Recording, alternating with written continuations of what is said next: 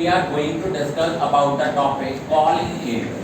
Call in arrears क्या होता है कि अगर कंपनी ने मान लो शेयर होल्डर से पैसे मंगवाए हैं but shareholder fail to pay the call money, तो जो पैसे नहीं आए उसको हम कॉल इन एरियर्स बोलते हैं।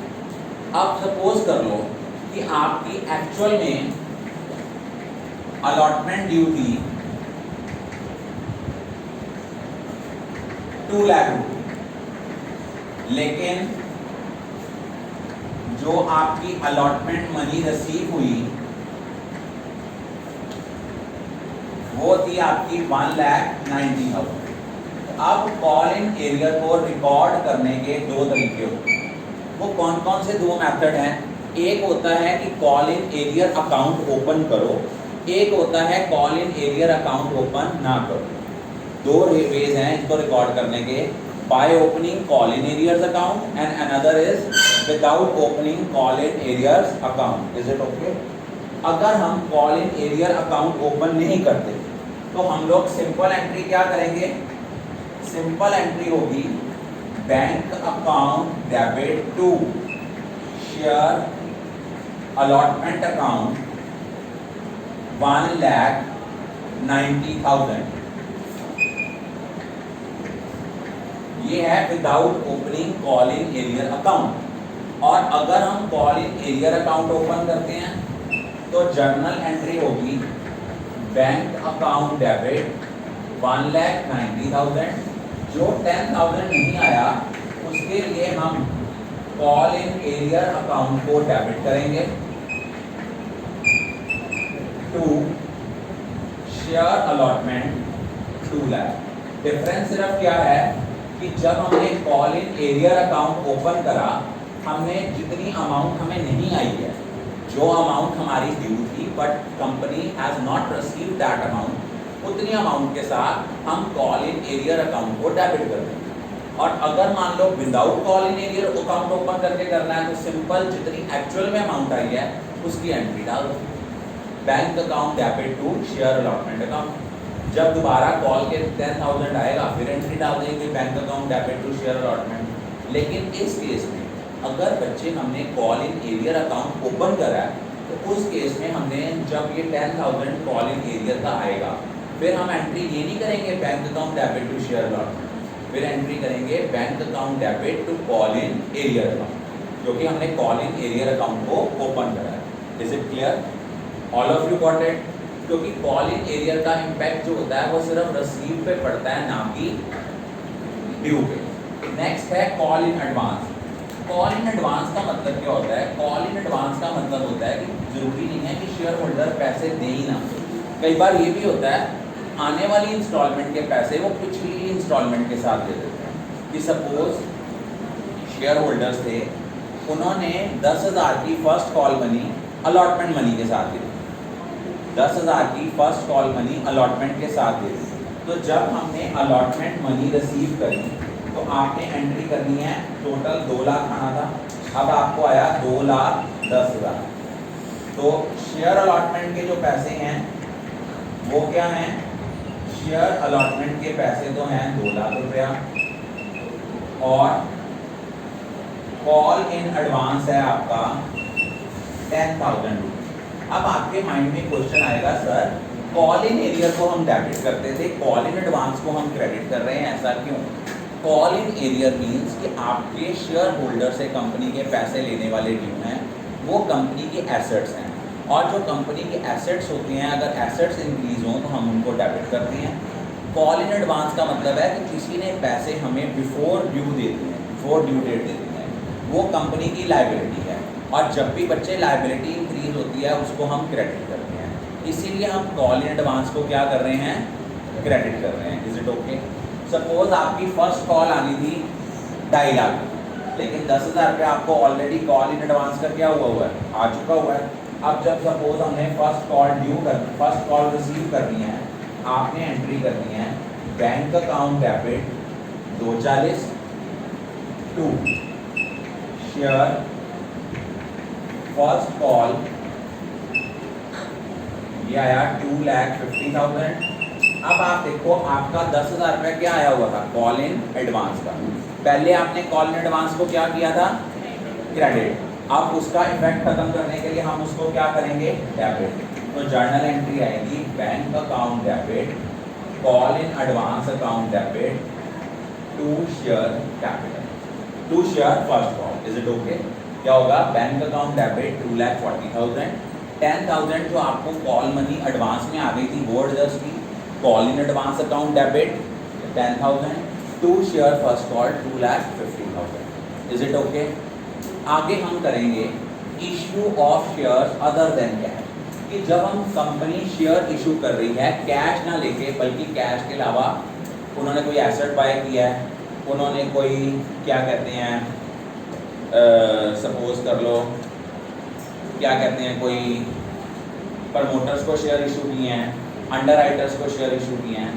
जब हम लोग किसी से कोई बिजनेस बाय करते हैं हम एंट्री क्या करते हैं, हम एंट्री करेंगे एसेट अकाउंट डेबिट। मान लो हमने बिजनेस किया है तो उसकी लायबिलिटीज भी हमारे पास आई हैं, asset account debit to liability to vendor.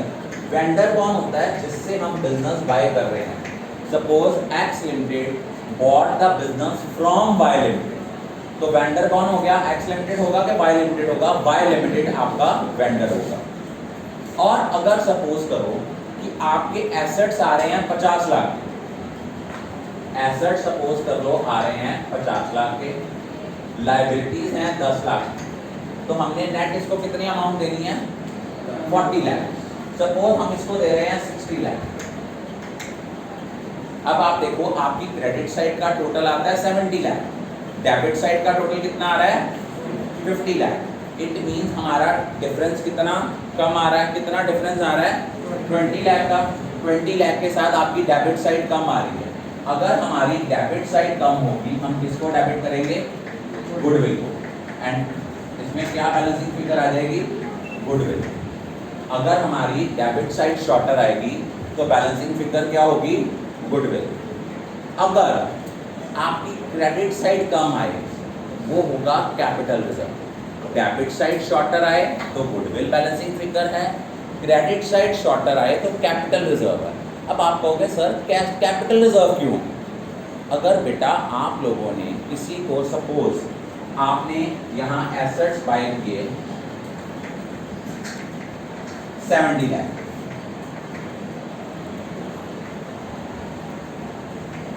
Liabilities हैं आपकी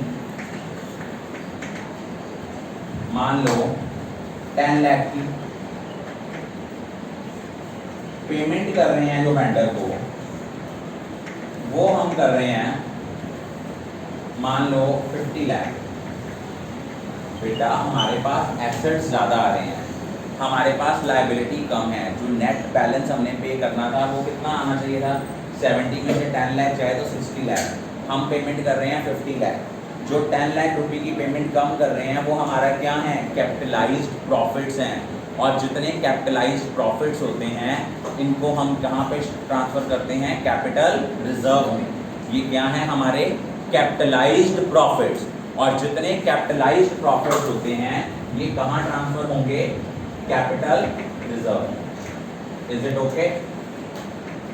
और उसके बाद जब हमने वेंडर्स को शेयर इशू करना है हमने एंट्री करनी है vendor account debit to share capital.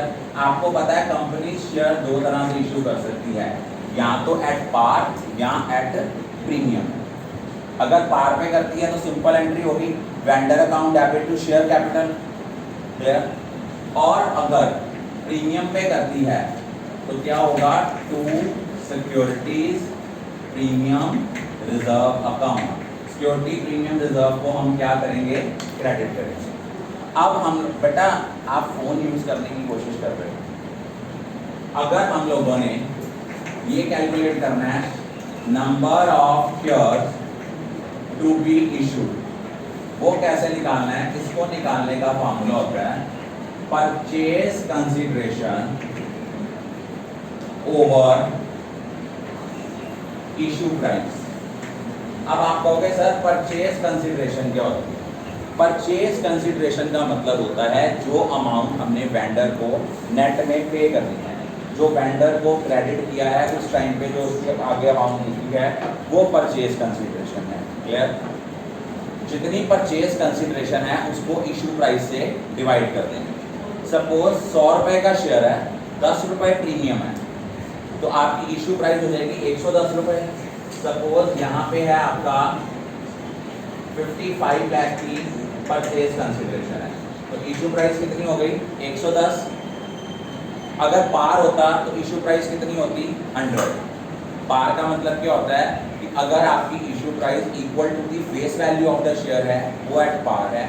Premium का मतलब होता है कि अगर आपकी इशू प्राइस आपकी फेस वैल्यू से ज़्यादा है then it is known as issue of share at premium. Is it okay? उसके बाद नेक्स्ट आता है कि अगर हम लोगों ने प्रमोटर्स होते हैं जो फाउंडर मेंबर हैं जो कंपनी को इनिशियली स्टार्ट करते हैं, उनको जब शेयर इशू करते हैं उसकी एंट्री वही है इन कॉर्पोरेशन एक्सपेंसेस या प्रिलिमिनरी एक्सपेंसेस अकाउंट डेबिट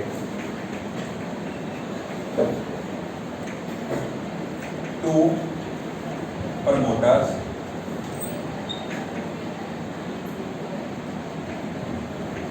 और जब हम प्रमोटर्स को शेयर इशू करते हैं तो जर्नल एंट्री आती है promoters account debit to share capital, premium पे हैं तो सिक्योरिटी प्रीमियम रिजर्व। अब एक होते हैं अंडरराइटर्स। अब आप कहोगे सर अंडरराइटर्स क्या होते हैं? मैंने आपको कंपनी फॉर्म ऑफ ऑर्गेनाइजेशन में एक कंसेप्ट करवाया था मिनिमम सब्सक्रिप्शन, कि कंपनी के 90% share with in a specified period अगर पब्लिक सब्सक्राइब नहीं करती तो जितने एप्लीकेंट्स हैं उनके पैसे विद इन ट्रस्ट वापस करने पड़ते हैं।